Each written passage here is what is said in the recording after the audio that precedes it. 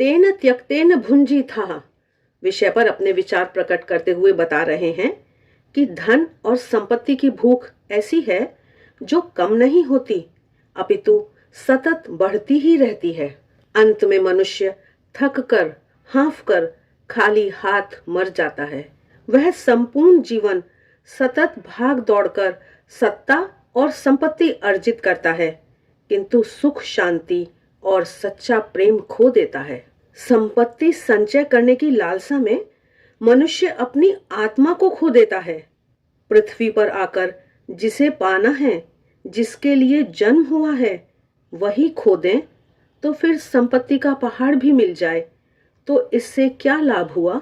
मृत्यु शैया पर पड़े विश्व विजयी राजा सिकंदर को जीवन के अंत में यह सत्य समझ में आया, परंतु तब तक उसके पास जीवन को सुधारने का समय ही नहीं बचा था। इसलिए उसने कहा, जब मेरा जनाजा निकालो तब मेरे दोनों हाथ बाहर रखना, जिसे देखकर लोग यह जान लें कि सारे विश्व को जीतने वाला इतना महान बादशाह भी एकदम खाली हाथ जा रहा है। यद्यपि मनुष्य अपनी धन संपत्ति मृत्यु के बाद साथ में नहीं ले जाता है, परंतु उस धन या संपत्ति से संबंधित अनेक बातें उसके चित्त में सूक्ष्म रूप से साथ जाती हैं। महाराज बता रहे हैं कि यदि धन की लालसा हो, असंतोष हो, धन का उपयोग न कर सकने का दुख हो, या अनैतिकता से अर्जित धन के पीछे के दुष्कर्मों का पाप हो, ये सभी चित्त के संस्कार रूप में उसके साथ जाते हैं। इससे अगले जन्म में फिर इन संस्कारों के अनुसार जीवन बन जाता है। यदि इसी धन का सदुपयोग किया गया हो, गरीबों के कल्याण के लिए धन खर्च किया हो, तो ऐसे सत्कार्यों के द्वारा उसकी चेतना विशाल बनती है, उसके शुभ संस्कार उसके साथ जाते हैं। उसका यह जीवन तो सुख शांति में बीतता ही है, अगले जीवन में भी उसे सुख शांति मिलती है। इसलिए धनिकों के लिए सुख शांति प्राप्त करने का एक मार्ग यह भी है कि उन्हें अन्य लोगों के उत्कर्ष के लिए, कल्याण के लिए धन का उपयोग करना चाहिए।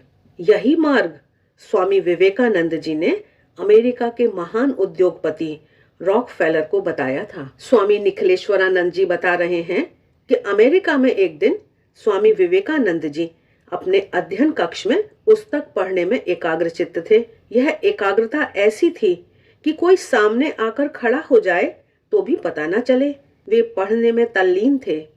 तभी उनकी टेबल पर टक टक ध्वनि हुई तो उन्होंने आंखें ऊपर उठाकर देखा कि एक कीमती सूट में सजे, चेहरे पर गुस्से वाला भाव लिए रॉकफेलर खड़ा था। अपने सामने अचानक खड़े हुए व्यक्ति को देखकर स्वामी जी को आश्चर्य तो अवश्य हुआ, किंतु उनके आश्चर्य व्यक्त करने के पहले ही उस व्यक्ति ने कहा, मैं रॉकफेलर हूँ।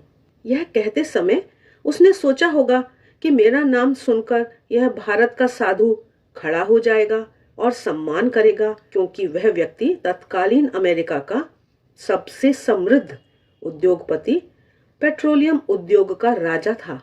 पूरे अमेरिका में वह विख्यात था, सभी उससे मिलने के लिए आतुर रहते थे। यहाँ वह स्वयं चलकर इस सन्यासी को मिलने आया है तो सन्यासी बहुत सम्मान देगा, ऐसी उसकी धारणा थी। पर हुआ इसके विपरीत। स्वामी विवेकानंद जी ने तटस्थ भाव से पूछा, तुम्हें क्या चाहिए? स्वामी विवेकानंद जी के इस प्रश्न से उसे झटका लगा, अहंकार को थोड़ी चोट लगी, इसलिए उसने कहा, मुझे कुछ नहीं चाहिए। तब स्वामी जी ने दूसरा प्रश्न पूछा, तो किस लिए यहाँ पर आए हो? रॉकफेलर के पास इसका कोई उत्तर नहीं था। अपेक्षा से विपरीत परिस्थिति होने से वह प्रश्न का उत्तर नहीं दे सका। तभी स्वामी जी ने कहा, तुम्हारे मन में शांति नहीं है, इसलिए तुम शांति प्राप्त करने के लिए यहाँ आए हो। यह सुनकर उसे आश्चर्य हुआ, क्योंकि उसके मन में बिल्कुल शांति नहीं थी। अपने मित्रों के कहने से ही वह स्वामी जी के पास शांति के लिए आया था, परंतु स्वामी विवेकानंद जी को इसका पता कैसे चला, इसे वह समझ नहीं पा रहा था। तब फिर स्वामी जी ने उसके जीवन की कई घटनाओं के बारे में कहा, जिन्हें रॉकफेलर के अलावा कोई नहीं जानता था। उसने स्वामी जी से पूछा, किसने आपको यह सब बताया? तब स्वामी विवेकानंद जी ने कहा, मैं तुम्हारे मन की बातें उसी प्रकार से जान सकता हूँ जिस प्रकार से कांच की अलमारी में वस्तुएं दिखती हैं। इन बातों से रॉकफेलर को बहुत आश्चर्य हुआ और उसे स्वामी जी विस्मयजनक लगे। वह सुनता रहा। स्वामी जी ने कहा, यदि तुम्हारे मन को सच्ची शांति चाहिए तो तुम्हारे पास जो संपत्ति है उसका उपयोग गरीबों के कल्याण के लिए करो। तुम अपनी संपत्ति के स्वामी नहीं, संरक्षक हो। यह विपुल संपत्ति तुम्हें अनेक लोगों के कल्याण के लिए दी गई है। जब तुम इसका उपयोग वैसा करोगे तब तुम्हें सच्ची शांति मिलेगी। रॉकफेलर किसी से इस प्रकार के परामर्श लेने के लिए तैयार नहीं था। फिर वह अकिंचन सन्यासी की क्यों सुने। वह पैर पटकता चला गया, किंतु कुछ दिन बाद वह फिर स्वामी विवेकानंद जी से मिलने आया। अचानक आकर स्वामी जी के हाथों में एक कागज थमा दिया जिसमें उसने एक बड़ी दान राशि किसी सेवा भावी संस्था को देने की इच्छा प्रकट की थी। स्वामी विवेकानंद जी ने कागज पढ़ा पर कुछ बोले नहीं। तब रॉकफेलर ने कहा, स्वामी जी, आपको मुझे धन्यवाद देना चाहिए। आपकी बात को स्वीकार करके मैंने इस संपत्ति का दान किया है। तब स्वामी विवेकानंद जी ने कहा, मिस्टर रॉकफेलर, धन्यवाद तो तुम्हें मुझे देना चाहिए क्योंकि मैंने तुम्हें सच्ची शांति का मार्ग बताया है। इसके बाद तो रॉकफेलर ने अपनी संपत्ति का बड़ा भाग लोक कल्याण के कार्यों में लगाया। अपनी आत्मकथा में उसने लिखा है, हम जितनी दूसरों की सेवा करेंगे उतनी अधिक शांति हमें मिलेगी। शांति का यह मार्ग उसे स्वामी विवेकानंद के पास से इस प्रकार मिला था, तुम अपनी संपत्ति के स्वामी नहीं, ट्रस्टी हो। ट्रस्टीशिप मैनेजमेंट के गांधी जी के दिए हुए इस सिद्धांत की प्रस्तुति 100 वर्ष पहले स्वामी विवेकानंद जी ने अमेरिका के महान उद्योगपति रॉकफेलर के समक्ष की थी। लेकिन यह सिद्धांत भारतीय संस्कृति के लिए नया नहीं है। हमारी महान संस्कृति की नींव इस सिद्धांत पर खड़ी है।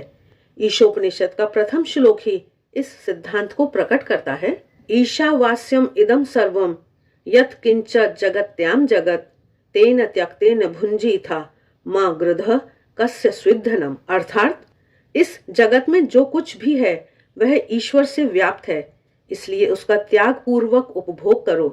किसी दूसरे के धन की स्पृहा मत करो। इस एक श्लोक में धन की प्राप्ति, उपभोग और वितरण का सिद्धांत आ जाता है। आधुनिक समाजवाद का मूल भी इस श्लोक में है। यहाँ धन संपत्ति प्राप्त करने का निषेध नहीं है, उसके उपभोग का निषेध नहीं है। केवल स्वार्थ त्याग करके उपभोग करने की बात है।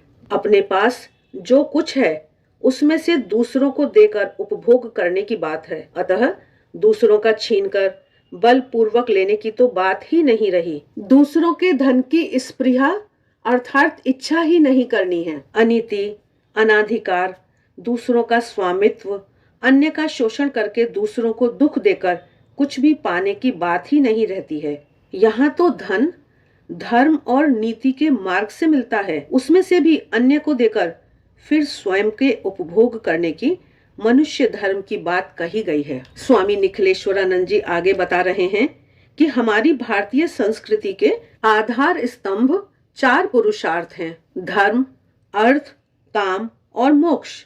सुख शांतिपूर्वक जीने के लिए मनुष्य को इन चारों पुरुषार्थों की अत्यंत आवश्यकता है। धर्म का पालन करते हुए संपत्ति का उपार्जन करना, धर्म सम्मत काम की पूर्ति करके प्रजा को आगे बढ़ाना और अंत में मोक्ष की प्राप्ति करके परमात्मा में मिल जाना, ये जीवन कार्य हैं। इसके लिए आचार संहिता हमारे ऋषि मुनियों ने वेद उपनिषदों में स्पष्टतः दे दी है। इस आचार संहिता का पालन करते हुए जीवन का प्रयोजन तो सिद्ध होता ही है, साथ ही समाज का भी कल्याण होता है। इसमें भी यदि किसी में तीव्रतम वैराग्य हो और ईश्वर प्राप्ति ही लक्ष्य हो तो विधि निदेशात्मक धर्म, अर्थ और काम, इन 3 पुरुषार्थों का अतिक्रमण करके केवल मोक्ष के लिए संसार छोड़कर संन्यास ग्रहण कर सकता है। यह मार्ग भी ऋषि मुनियों ने प्रदान किया है, परंतु यह मार्ग सामान्य मनुष्यों के लिए नहीं है। सामान्य मनुष्यों को तो जीवन में चारों पुरुषार्थ करने हैं।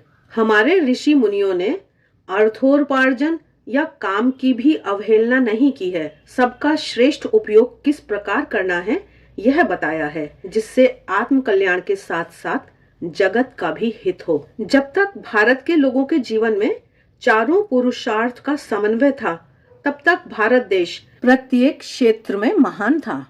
परंतु कालक्रम में उसमें परिवर्तन होता गया। हजारों श्रेष्ठ मनुष्य संन्यास की दीक्षा लेकर भिक्षु और मुनि बनने लगे। इसके परिणाम स्वरूप उच्च स्तर का बुद्धि प्रधान अंग समाज में रहने के बदले वनों, जंगलों और अरण्यों में चला गया। समाज दुर्बल बन गया, संपत्ति और शक्ति विहीन हो गया। इसके कारण बाहर के आक्रमणों, शक, हूण, मुस्लिम और ईसाई के सामने टक्कर नहीं ले सका और भारत देश परतंत्र हो गया। जीवन में केवल दुख ही दुख है, इसलिए जीवन को त्याग दो और जंगल में जाकर मोक्ष के लिए आराधना करो तथा इस जीवन से मुक्ति प्राप्त कर लो। यह निषेधात्मक मार्ग है। महाराज बता रहे हैं कि ऐसे निषेधात्मक व्यवहार के कारण भारत दरिद्र बन गया। इसके विपरीत दूसरा मार्ग है, शरीर धारण किया है तो आनंद कर लो, कल का किसे पता है। जितना भोगना है उतना भोग लो, यह भोगवाद है। चार्वाक का मत है, यावत जीवेत सुखम जीवेत ऋणम कृत्वा घृतम पिबेत, अर्थात दूसरे जन्म का क्या पता, इसलिए इसी जन्म में भोग लो। कर्ज लेकर भी घी पियो, अर्थात पैसे ना हो तो उधार लेकर भी मौज मस्ती कर लो। इस भोगवाद ने ही समाज को मूल्यहीन बना दिया। इस त्यागवाद और भोगवाद के दो अंतिम छोरों को अपनाना भारत के पतन का महत्वपूर्ण कारण है। महाराज आगे बता रहे हैं कि आज भी भारत की कुल जनसंख्या के लगभग 28% लोग गरीबी रेखा के नीचे जी रहे हैं। उनकी प्राथमिक आवश्यकताएं भी पूरी नहीं होती हैं। लाखों लोगों को दोनों समय भरपेट भोजन नहीं मिलता है, जबकि दूसरी ओर धनिकों को धन कहाँ खर्च करें इसकी समस्या है। जब तक इस परिस्थिति से बाहर नहीं निकलते, तब तक किसी भी समाज या देश में सुख शांति की स्थापना नहीं हो सकती है। आज से 120 वर्ष पहले स्वामी विवेकानंद जी ने जो कहा था वह आज भी प्रासंगिक है।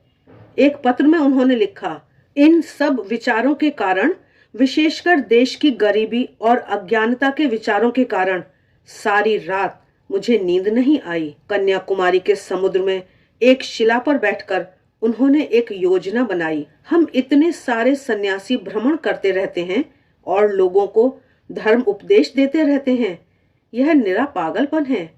क्या हमारे गुरुदेव नहीं कहते हैं कि भूखे पेट धर्म नहीं हो सकता।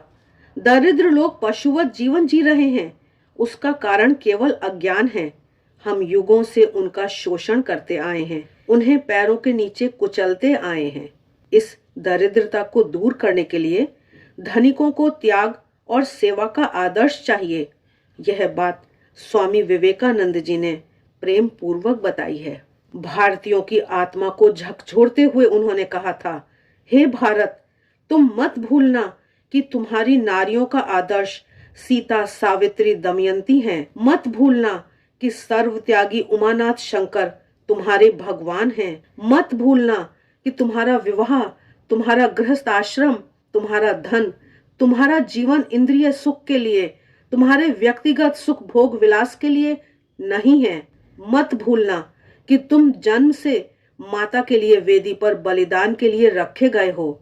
मत भूलना कि तुम्हारा समाज उस विराट महामाया की छाया मात्र है। मत भूलना कि नीच, अज्ञानी, दरिद्र, चमार और मेहतर तुम्हारा रक्त और तुम्हारे भाई हैं। हे वीर, साहस का आश्रय लो। गर्व से कहो कि मैं भारतवासी हूँ और प्रत्येक भारतवासी मेरा भाई है। बोलो कि अज्ञानी भारतवासी, निर्धन भारतवासी, ब्राह्मण भारतवासी, चांडाल भारतवासी सब मेरे भाई हैं। तुम भी कटी मात्र में वस्त्र लपेटकर गर्व से पुकार कर कहो कि भारतवासी मेरा भाई है, भारतवासी मेरे प्राण हैं, भारत के देवी देवता मेरे ईश्वर हैं, भारत का समाज मेरा पालना है, मेरे यौवन का उपवन और मेरे बुढ़ापे की वाराणसी है। भाई, बोलो कि भारत की मिट्टी मेरा स्वर्ग है, भारत के कल्याण में मेरा कल्याण है। रात दिन कहते रहो, हे गौरीनाथ, हे जगदम्बे, मुझे मनुष्यत्व दो। माँ, मेरी दुर्बलता और कापुरुषता दूर कर दो, मुझे मनुष्य बना दो। स्वामी विवेकानंद जी ने दरिद्र नारायण की सेवा करने का अनुरोध किया था। फिर महात्मा गांधी ने संपत्ति द्वारा सेवा करने के लिए उस समय के बड़े बड़े धनवान व्यक्तियों जैसे बिरला, बजाज आदि से अनुरोध किया और ट्रस्टीशिप मैनेजमेंट के सिद्धांत को व्यवहार में फिर से लागू किया।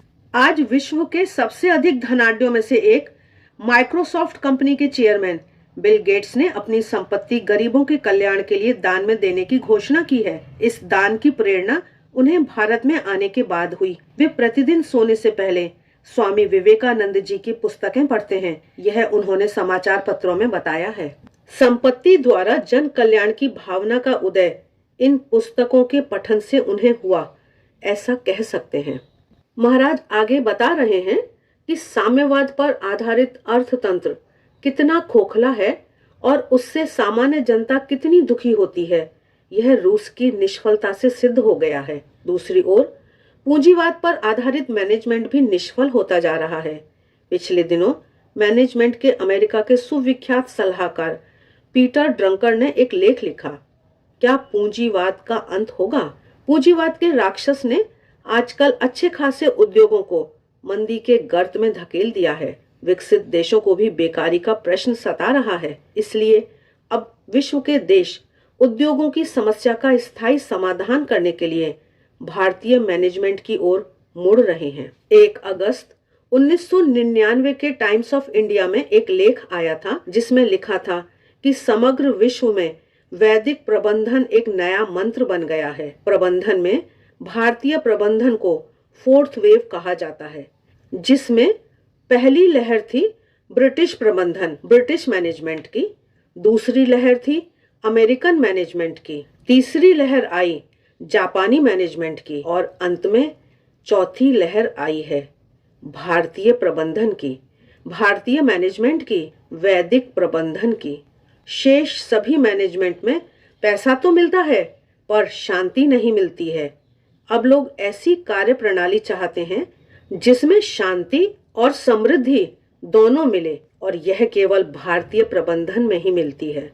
इसलिए अमेरिका की कई बड़ी कंपनियां अब भारतीय प्रबंधन की ओर बढ़ रही हैं। महाराज बता रहे हैं कि हमारा प्राचीन आदर्श है त्याग करके भोग करो। इसमें उपभोग का निषेध नहीं है, अपितु साथ साथ अन्य के लिए त्याग करने का भी समावेश है। यह आध्यात्मिकता की नींव पर बनाया गया ट्रस्टीशिप मैनेजमेंट का सिद्धांत अब विश्व के देशों को अपनाना आवश्यक हो गया है, क्योंकि यही एकमात्र सिद्धांत ऐसा है जो सर्वव्यापी समृद्धि का सिद्धांत है, जिसमें मालिक और मजदूर के बीच कोई भेद नहीं है। इसलिए उत्पादन की कोई समस्या पैदा नहीं होती है। धन के असमान वितरण से उत्पन्न समस्याएं खड़ी नहीं होती हैं। इसलिए उत्पादन में वृद्धि होती रहती है, सबकी समृद्धि बढ़ती रहती है। इस समृद्धि में केवल मालिकों का हिस्सा ही नहीं होना चाहिए, बल्कि सारे कर्मचारियों और संपूर्ण समाज का हिस्सा होना चाहिए। ऐसे समाज में कोई भूखा दुखी नहीं हो सकता। सर्वे भवन्तु सुखिनः की भावना साकार होनी चाहिए, तब वह सच्चा समाजवाद होगा। जब इसकी पूर्ण स्थापना होगी तब भारत के ऋषियों का दर्शन वसुधैव कुटुंबकम या यत्र विश्वम भवत्येक नीडम साकार होगा।